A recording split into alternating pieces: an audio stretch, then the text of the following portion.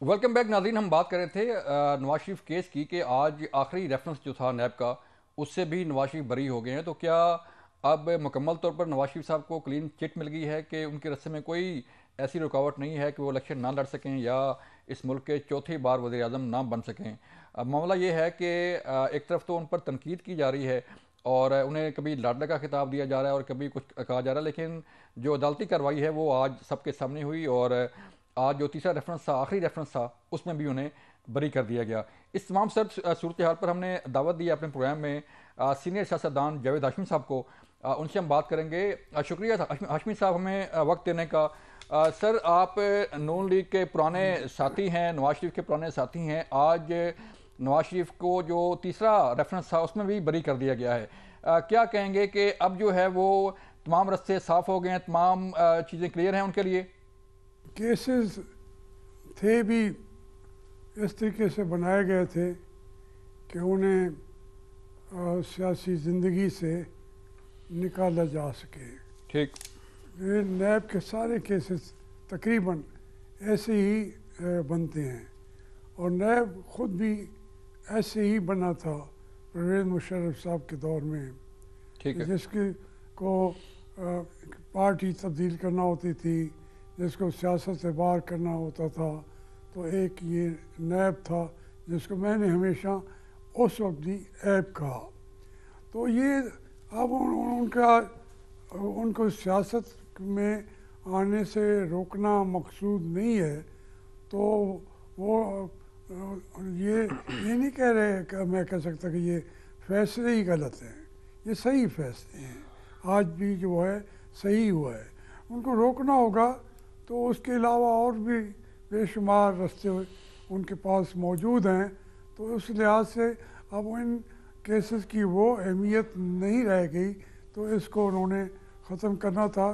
कोई नवाज शरीफ पे बहुत सारा ये एहसान भी नहीं है। तो हाशमी साहब, आपने नून लीग को भी देखा हुआ है, आपने पीपल पार्टी को भी देखा हुआ है, आपने तहरीक इंसाफ को भी देखा। तो अब जो मौजूदा सूरत चल रही है सर, उसमें क्या क्या देख रहे हैं कि people party level playing field का शोर मचा रही है, उन्हें लेवल प्लेइंग फील्ड नहीं मिल रही।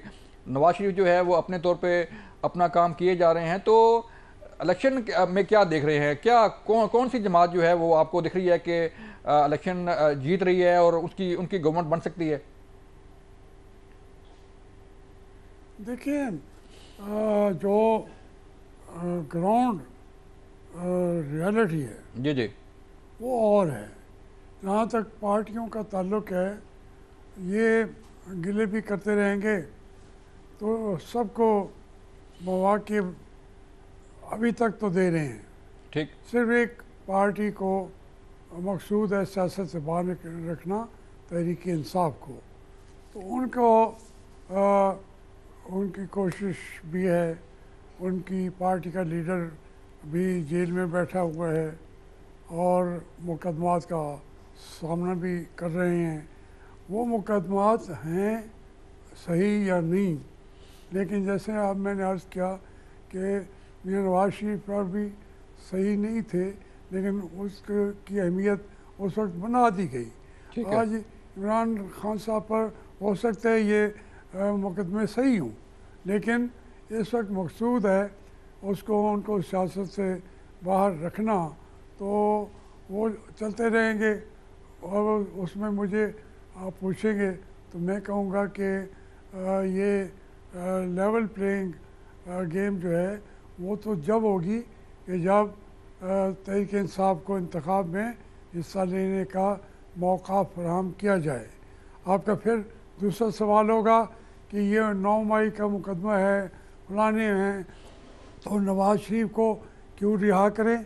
मैं कहूँगा कि न सिर्फ रिहा न करें बल्कि सब सियासी पार्टियाँ ये मुतालबा करें कि उन्हें रिहा किया जाए।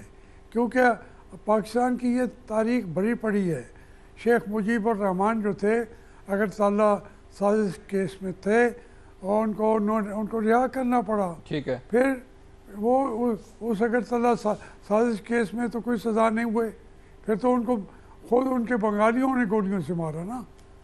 हमने अपने पाकिस्तान का मुकदमा हार गए, वो अलग मुल्क हो गया, लेकिन जो वो मुजीब शेख था अगरतला साजिश केस में तो उसको छोड़ दिया गया था। इसी तरीके से जो हमारे हैदराबाद ट्रिब्यूनल केस था, उसमें सारे बड़े लीडर जो हैं नैब के दूसरे वहाँ गिरफ्तार थे, फिर छोड़ दिया गया। तो वो ये उनको छोड़ा जा सकता है। तो ये पॉलिटिकल पार्टीज़ को मुतालबा करना चाहिए कि तहरीक इंसाफ को भी लेवल प्लेइंग गेम में वापस। सर मुतालबा तो सारी पार्टियां चलें कर भी देंगी, लेकिन तहरीक इंसाफ के साबिक चेयरमैन जो हैं वो क्या कभी नहीं करेंगे, कभी नहीं करेंगे। किसी के साथ बैठने को तैयार हैं? सर आप तो उनके साथ रहे हैं, क्या तहरीक इंसाफ के साबिक चेयरमैन किसी के साथ बैठने को तैयार थे या उन्होंने बात की? उनकी नजर में तो सारे चोर थे, सारे जो है वो डाकू थे। नहीं, मैं समझता हूँ वो बैठे ना बैठे, वो सियासी पार्टियां कोशिश करती हैं, उनका रवैया गलत है, लेकिन मैं कहता हूँ ये अख्तियार तो उनका है वो ना बैठें। लेकिन अगर वो सबसे बड़ी पॉपुलर पार्टी है, ग्राउंड रियलिटी ये है, वो इंतखाब में हिस्सा ही ना ले रही हो, तो फिर वो इंतखाबात कहलाने का इक़्तिदार नहीं है। और इसी के इंतखाबात से मुल्क के मसाइल बढ़ जाते हैं, मसाइल कम नहीं होते। ये इलेक्शन करके मसाइल वहाँ से शुरू होंगे और पाकिस्तान के लिए क्राइसिस वहाँ से शुरू होगा और पाकिस्तान के वजूद के लिए सख्त ख़तरनाक किस्म का क्राइसिस पैदा होगा। तो सर आप भी तहरीक इंसाफ का हिस्सा बन सकते हैं? अब भी जो है वो कोई आपकी हमदर्दियाँ जो हैं वो तहरीक इंसाफ के साथ हैं और वापसी हो सकती है तहरीक इंसाफ में आपकी भी? नहीं, मैं कभी भी तहरीक इंसाफ का हिस्सा नहीं बन सकता। मैं मुस्लिम लीग का बुनियादी रुकन हूँ। मैं अब इस उम्र में मैं पार्टियाँ तो बदल ही नहीं सकता। मैं ये कह रहा हूँ कि मैं अगर इस एज में इस मुल्क में कोई मेरी बात सुने ना सुने, मुझे कॉन्स्टिट्यूशनल रास्ते पे चलना चाहिए। वो हम पार्टियों को मुस्लिम लीग की होने का जमहूरियत में ईमान रखने वाले फ़र्द की हैसियत से ये मुतालबा करना पड़ेगा कि ये ज़्यादती कर रहे हैं इमरान खान के साथ भी, शाह महमूद साहब के साथ भी, और जो भी जेलों में पड़े हुए हैं, जो उनके कैंडिडेट आज तो तहरीक इंसाफ एक कैंडिडेट भी शायद इस इलेक्शन में खड़ा नहीं कर सकेगी, उनके लोगों में इतनी हिम्मत भी नहीं है। लेकिन इसका मतलब क्या है कि मुल्क के हालात ठीक हो जाएंगे? इंतखाबात करें और सबको बराबर के और आप मौके देके वो होंगे लेवल प्लेइंग गेम। चलें, आपने मेरे सवाल का पहले ही जवाब दे दिया कि सानिया 9 मई होने के बावजूद भी जो है वो आप कह रहे हैं कि तहरीक इंसाफ को जो है वो तमाम तर हकूक़ हासिल होने चाहिए एक सियासी पार्टी के तौर पे, और जो सानिया 9 मई है उसकी तो कोई वक़्त शायद किसी के सामने नहीं है कि जो 9 मई को हुआ था। मुझे सर ये कौन होती है ये सर बता दें। देखिए वक़्त सुने, नहीं ये बात आप कह रहे हैं कि वक़्त 9 मई की बिल्कुल वक़्त है, ठीक है, वो केस चलते रहने चाहिए, ठीक है। मैंने आपको 3 मिसालें दी हैं कि अच्छा ये बताएं कि जो शेख मुजीब पे अगरतला साजिश केस था उसकी कोई वक़्त नहीं थी, तो फिर क्यों रिहा किया सबने मुतालबा क्यों क्या रिहा करो? क्या उससे पाकिस्तान तोड़वाना था? ये नहीं है मकसद। सही ये था कि उसको मौके फराहम किए जाए, लेकिन फिर जब याहिया खान ने वो जीत गया, उसको इख्तियार नहीं दिया, तो फिर वो इंतखाबात ही पाकिस्तान टूटने का सबब हुए। मैं ये कह रहा हूँ कि मुकदमात चलते रहने चाहिए। मेरे ऊपर इन्होंने मुकदमा चलाया था बगावत का, क्या 23 साल मुझे सज़ा दी उन्होंने जेल में बैठ के, और जेल से बाहर मेरा मुकदमा नहीं सुना गया। ठीक, जो इमरान खान को तो बार बार वकला की मुलाकातें होती हैं, मेरे तो वकील को भी, मेरी फैमिली को भी मुझसे मिलने की भी इजाज़त नहीं थी, लेकिन वो उसके अंदर ज़मानत भी नहीं ली थी। 5 साल तक जस्टिस इफ्तिखार चौधरी ने, जी जी। लेकिन मैं अब रिहा हुआ हूँ। उस मुकदमे का तो फैसला आज तक नहीं हुआ। ऐसे ही।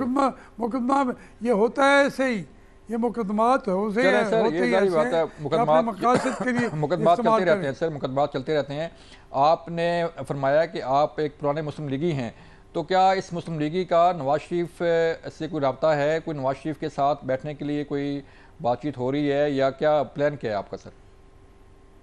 नहीं, मेरा मेरा कोई राब्ता नहीं है। मैं तो यहाँ पे जहाँ पे बैठा हूँ, मैंने ये जंग अब भी लड़ी है, पिछली भी लड़ी थी। ये 4 साल मैं अभी आखिरी मुस्लिम लीग में हूँ, 5 साल। इसके दौरान मेरे घर के ऊपर स्मैश किया गया, उसके ऊपर जो है काश्मीर और साहब, फिर आपने ठीक जब कहा, खुद उनके ऊपर आपने ठीक कहा सर, उनके ऊपर आपने ठीक कहा, वक्त की कमी है सर। आपने ठीक कहा कि कानून मौजूद है, उस कानून पर सिर्फ अमल दरामदी हो जाए तो बहुत सारे मसाइल हल हो सकते हैं। मुझे एक ब्रेक के लिए कहा जा रहा है, मिलते हैं एक ब्रेक के बाद।